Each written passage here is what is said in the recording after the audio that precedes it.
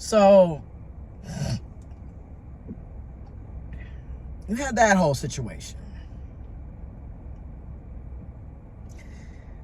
The holiday season was a camel that broke the straw back, because I have explained over and over and over again how important the holidays are to me. Celebrating birthdays, public acknowledgement, showing that you fucking care about the person. This person could never do that. But in all fairness, he stated from day one he wasn't into holidays and birthdays and celebrations. Which again, that should have been my cue. Okay, cool, we not compatible. I'm gonna head on out. And that's what I'm doing nowadays. Like, when people have flirted with me over the past 3 months, I straight up and up front and straight to the point, I am not looking for a relationship. I am not trying to flirt with you. I'm not trying to date. And I'm not having sex. I literally have been celibate for 13 weeks. And it isn't by force. It is literally voluntarily.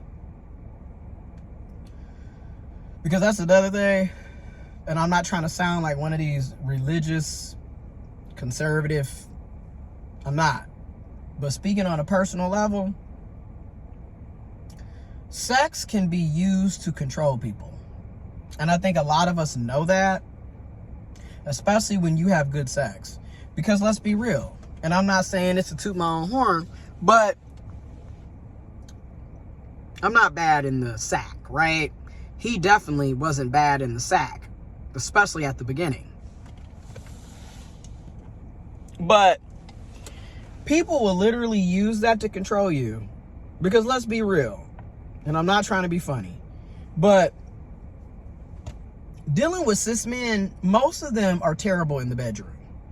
And a lot of that is due to watching porn and thinking that that's real life, toxic masculinity and patriarchy, where you literally are viewing sex as something that you do to somebody and not something that you do with somebody, and being selfish as hell. Everything is always about them and their penetration and them getting a nut. Meanwhile, most of us that are getting penetrated and dealing with cis males, we don't even have orgasms dealing with a lot of y'all.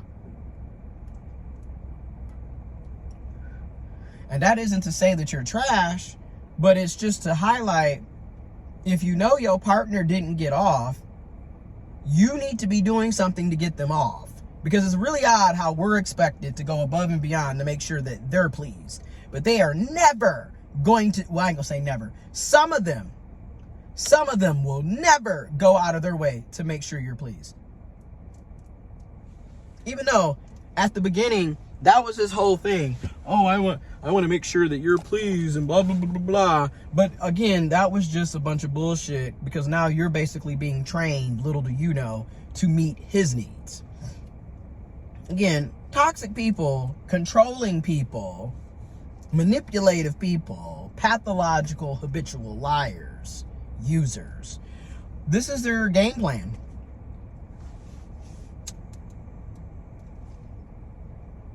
And those of us that are people pleasers, lacking boundaries, codependent, you're putting yourself in situations where you constantly are proving yourself and feeling like you have to prove your worth to somebody that isn't even on your level the vast majority of the time.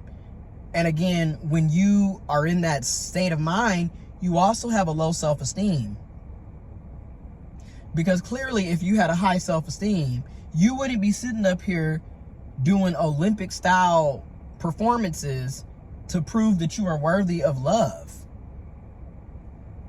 And also, you wouldn't be chasing behind somebody to begin with. When you have confidence and you are aware of yourself, you're not finna do that shit. Because again, it should be a healthy pursuit. And I don't think people get pursuit. Pursuing somebody and chasing somebody is two different things. Okay? Pursuing somebody means you both have an interest in each other. So you are pursuing them and they are pursuing you. Where when somebody is chasing, 9 times out of 10, one person likes the other one way more Hence why there's a chase. And two, the other person is not emotionally attached or involved, which is why it's so easy for them to run from your ass and to play all these hot and cold games, because it's really janky, but it's the truth. The person that is more emotionally invested is ultimately going to be the one that gets fucked over. It just needs to be said, because you are truly in it. They are not. When you're dealing with these types, they always have a foot out the door. Like, they're never fully involved in the situation with you, you know? And that's the scary thing, is they can fake like they are, but they're not. And then those of us that end up going no contact, what gets me is they will turn around and say that we just disappeared, we just left them, there was no explanation. Yet for 2.5 years, there was plenty of conversations, pretty ups and downs, fallouts. You know exactly why I left. And this is why, when it comes to cis males, and this is me speaking as a intersex trans man to you cisgendered cis males, biological men.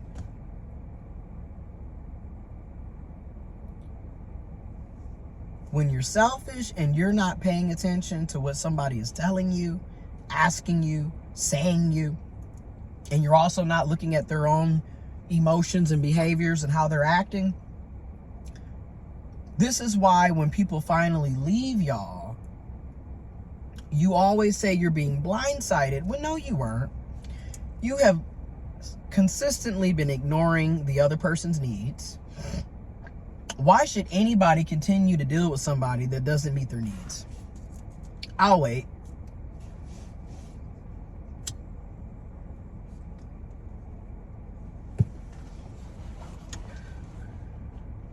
Why should somebody continue to deal with somebody that ignores them, that doesn't prioritize them? And when I say prioritize, I'm not saying that the person you're talking to should be the center of your universe or be like numero uno. No, I'm not saying that, because that's not healthy. However, clearly the person that you're talking to or dating or in a relationship with should be a priority in your life. They should feel that shit. Meanwhile, dealing with these types, you're always an afterthought. You're always the back burner, which also, these types are typically still in relationships with other people. So again, when you start realizing that you're the back burner, 9 times out of 10, you are the side chick, the side dude. You're the back burner supply, because you'll also notice they can go out and do all of these fun things with everybody else, but when it comes to you, they can never invite you anywhere. They can't plan a date to save a life. They never include you. The only time they include you is when it comes to the bedroom, sex, or when they need something. Also, it's always on their terms, so everything is always about when it's convenient for them, never when it's convenient for you, because that's just it. You are an afterthought. So you really want to know if you're the side chick, side dude, side person? Pay attention to how they treat you. Notice how you, like I said, they will go out to eat, go to concerts, go bowling, go to shows, you name it, with other people. But when it comes to you, you're never included.